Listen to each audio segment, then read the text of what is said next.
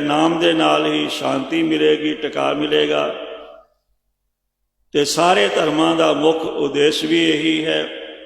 तो महापुरख भी यही चाहते हैं भी होए कतर मिलो मेरे भाई, दुविधा दूर करो लिवलाए। हे मेरे भरावो, आओ इकट्ठे मिलके बैठिए, जो भी तुहाडे मन अंदर दुविधा है उस नूं दूर करिए मिल बैठ करके।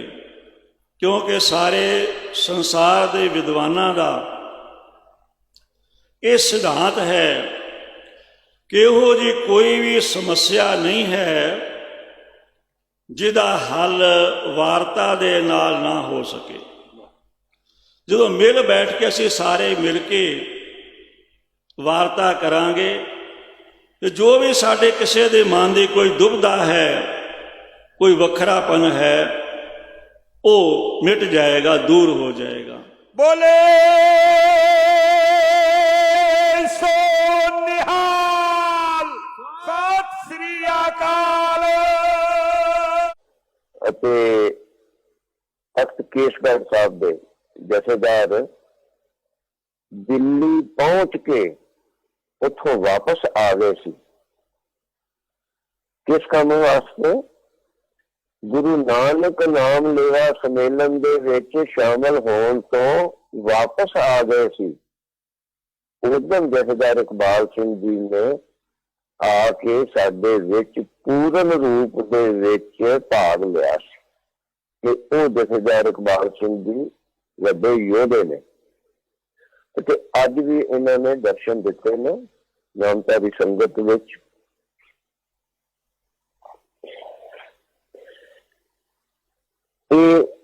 जथेदार इकबाल सिंह जी वो योधे ने जिन्होंने जदों राम मंदिर की नींह रखी गई सी उत्थे इन्होंने वो सच बोल दिता सी जिन्हें बड़ियां तकलीफ दी सी कि गोबिंद रामायण लिखी गई है, जिसका फिर असी नामधारियों ने खुल के समर्थन किया। सो साडियां विचारक साझा भी ने, प्रेम भी है, सिख होने के नाते भी इकट्ठे आ।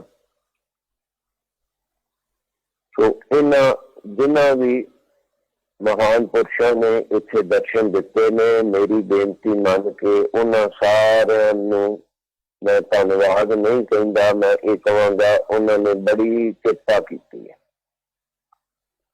तो अपने घर आए ने, धन्नवाद बगानिया का करीदा जो बगाने थाओ दोनों अपने घर आए ने। तो इस तरह ही अगे तो भी कृपा करते रहें।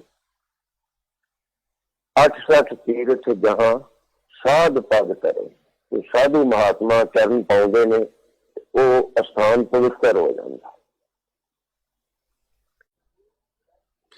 धर्म के लिए पंजाब की इस ज्ञान की भूमि धरती पर आप सभी यहां बैठे हैं। अरे हमारे सदगुरुओं के जो नन्हे मुन्ने बालक थे उन्होंने अपनी कुर्बानी दे दी, लेकिन उन्होंने धर्म छोड़ा नहीं छोड़ा, उसको ही मूल माना उन्होंने।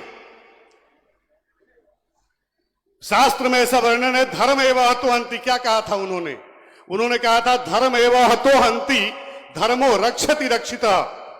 जो व्यक्ति धर्म का परित्याग करता है, धर्म उसका परित्याग कर देता है। महापुरुषों ने कहा फिर क्या करना चाहिए? बोले ऐसे टाइम में धर्म ही रक्षा करता है जब कोई ऐसी विशेष परिस्थिति, विधर्मी आकर के आपके धर्म के ऊपर आक्रमण करेंगे, आपको तोड़ेंगे, आपको लालच देंगे, आपको विधर्मी बनाएंगे। उस समय यही शिक्षा सदगुरुओं के काम करेगी। और ये जो सदगुरु जिन्होंने प्रयास किया है, उनका प्रयास करने का मूल उद्देश्य भी यही है।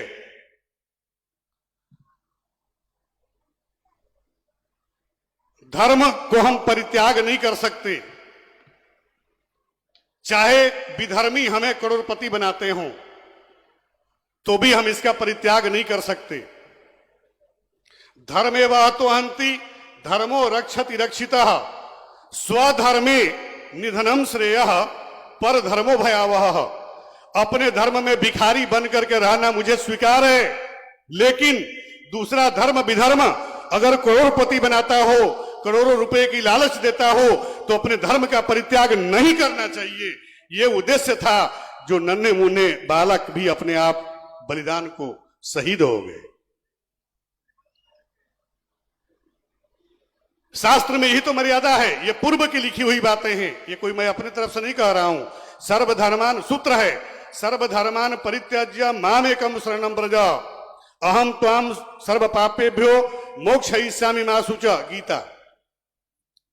धर्मे वह तो हंति धर्मो रक्षति रक्षितः, मूल आधार सूत्र, ये सूत्र है। स्वधर्मे निधनम श्रेयः पर धर्मो भयावह। अपने धर्म में भिखारी बन करके रहना मुझे स्वीकार है, लेकिन अन्य धर्म अगर करोड़पति बनाता है तो मुझे स्वीकार नहीं है। अभी पूर्व में शायद आप सभी को नहीं पता हो, 2 महीने पहले